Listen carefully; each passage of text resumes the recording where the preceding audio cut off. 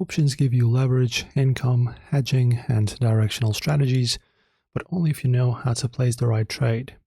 I'll show you how to enable permissions, open the options chain, and place your first option order without confusion.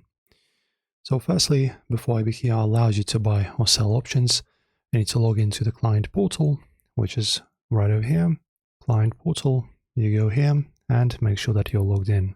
After that, you go to settings, account settings, and trading permissions, and enable options or any other region you need.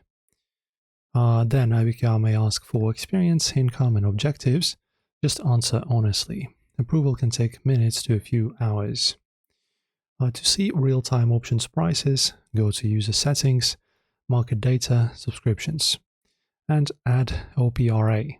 You can trade with delayed data, but real-time is much easier. You can buy options from both platforms, our client portal, it's simpler, and trader workstation, full control and advanced features. For beginners, client portal is easier.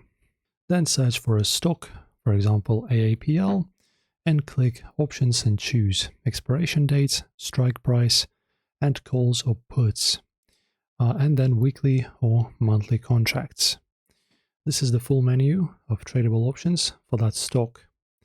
Click the strike you want and click on buy. Then set your order details, quantity, order type, price, and TIF, and click submit or transmit. Once filled, open portfolio to view your contact details, average cost, profit and loss, and Greeks. And that's how you buy options on Interactive Brokers.